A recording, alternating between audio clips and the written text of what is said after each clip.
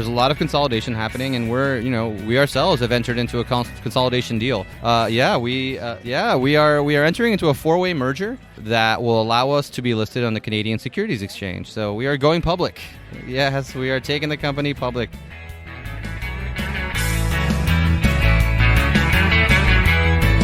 From MJBulls Media, it's the Raising Cannabis Capital Show.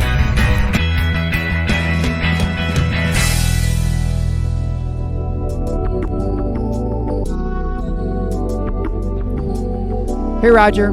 Hey, Dan. So we're here with Roger Obando at the Cannabis World Congress and Business Exposition, and Roger is one of the founding partners from Baker Technologies, which is, like I said, one of the rising stars in the cannabis industry. Their company, well, most people know of it already, but I'm going to let Roger tell you the story.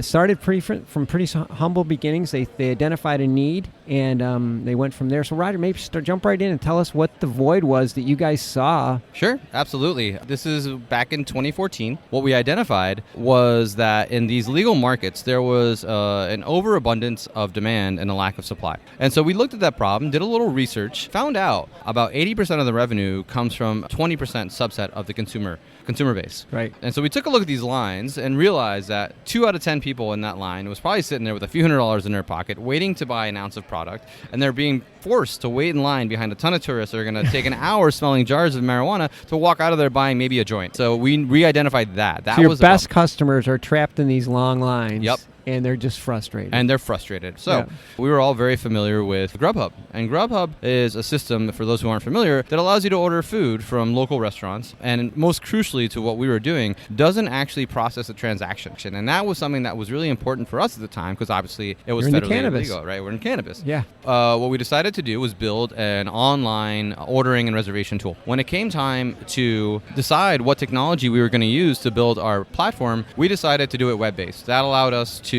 build a single code base that would work on any platform, Android, iPhone, whatever. And more importantly, we wouldn't have to deal with fighting the Apple Store to let us put our app onto the store. So this is a decision that was made for very practical reasons. One problem that came out of that was the really nice benefit that you get when you do native applications is you get push notifications. So we weren't able to do that because of the fact that we didn't do a native application. So we built a 2-way SMS communication system. Once our customers realized that we could send SMSs, once they put 2 and 2 together and said, you're sending SMSs about this, could we send SMSs to our customers? And so we built our targeted marketing tool set, and we leverage all the data that we have from the online ordering, from the visit frequency, from the spend, all of that. And not just at your store, but this person exists in our ecosystem throughout other stores. Okay. So we are able to gather information even if they haven't shopped at your store that often. We're able to tell you this person buys flour, this person buys concentrate. Yeah. And that way you can be very effective with your marketing. That is great. That's just good stuff. So along the path here, you stopped bootstrapping it, and at some point you had to start taking some money from outside. Yeah. Can you give us a breakdown of where you are with that? No, absolutely. To date, we've raised in a neighborhood of $11.5 million, which is great. Yeah, it puts us pretty high up there as far as well-funded cannabis companies. I give my co-founder and partner Joel Milton all the credit. He works tirelessly to go and find investors and make these deals happen. But it's partly because you guys have a really, really good product. Oh, absolutely. And you found yourself in a place where it's not crowded. Right. And not only that, from the investor community perspective, our offering was very attractive because it's not plant touching. Yes, it's totally and completely ancillary. We sell software. We don't take any royalties off any sales. We don't do any. We sell software as a service, and that is it. So you're a true picks and shovel company. Yeah, absolutely. That is so true. Investors love tech, and they're super excited about cannabis, but not all of them want to touch the plant. So you're hitting in both places. Yeah. So we were, all things came together, and we've been very fortunate. Also, I was mentioning earlier to you, we were fortunate enough to get invited to join Batch 14 of 500 Startups, which is an accelerator program in San Francisco. For those of us who don't know what an accelerator is, basically they invest some money in you, but more importantly, they mentor. It provides a certain amount of confidence in the investment world to say, okay, well, they've already been vetted Yep. by a very exclusive accelerator, and they got in there. And then you have the Alumni Association. Exactly. I mean, That's got to be invaluable. I mean, companies as large as Twilio came out of 500 startups. Yeah, and you just pick up the phone and say, "Hey, can we talk? I have a question about this." Exactly right. Oh my gosh, that's got to be just like such.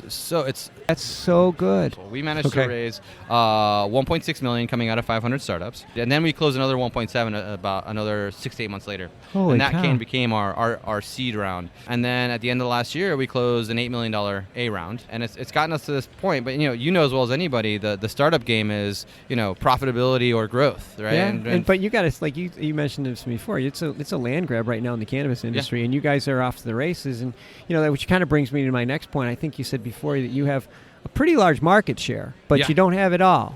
Right. So right now you're at how big on a market We're share? about somewhere around 33 to 35% of the entire legal market. Which is huge. One out of every 3 stores has Baker. Moving forward, what's the next plan? What's the next step for Baker? There's a lot of consolidation happening, and we ourselves have entered into a consolidation deal. Really? Yeah. Can you tell us about it? Yeah, Okay. we are entering into a 4-way merger that will allow us to be listed on the Canadian Securities Exchange. So we are going public. Nice. Yes, we are taking the company public right now. That is so cool. So what are the other companies? Can you talk about what the other companies? Yeah, absolutely. Okay. So Baker, obviously, you guys know what we do. Mm-hmm. Our LP in Canada, which is the company that we will be able to do an RTO on and actually go public with. It's a cultivator, right? Obviously, a licensed producer in Canada. And then we have Sea Hunter out of Boston, and Sea Hunter does a lot of license acquisition and development. So they will acquire licenses and basically act as a PE firm and invest and get them all the services they need to get up and running off the ground. Yeah. And then the last entity that we included is a company called Brightside out of Bend, Oregon. And Brightside does infrastructure for cultivation, so modular grow units. Yeah, that's to super me, right? exciting. I mean, I'm sure there's a lot of people, a lot of our listeners right now are saying, wow, this is one of those early ones that I'd like to get in early on. This is going to happen in 2018? Yes. You We guys should are going to be public? be listed under TILT on the Canadian Securities Exchange before the end of the year. Okay. Hopefully much sooner than the end of the year, but we'll see. You know how these things go. Yeah, and so people will be able to buy it on the Canadian Stock Exchange under TILT. So yeah, that'll be going up before the end of the year. We're actually raising a private placement round now as well for anyone who's looking to get involved with that. That's an opportunity still. Okay. And if they wanted to, your website is www.trybaker.com. We'll have a lot of this information on the MJBulls website at mjbulls.com. But if somebody were interested in getting more information, you can reach out to me directly.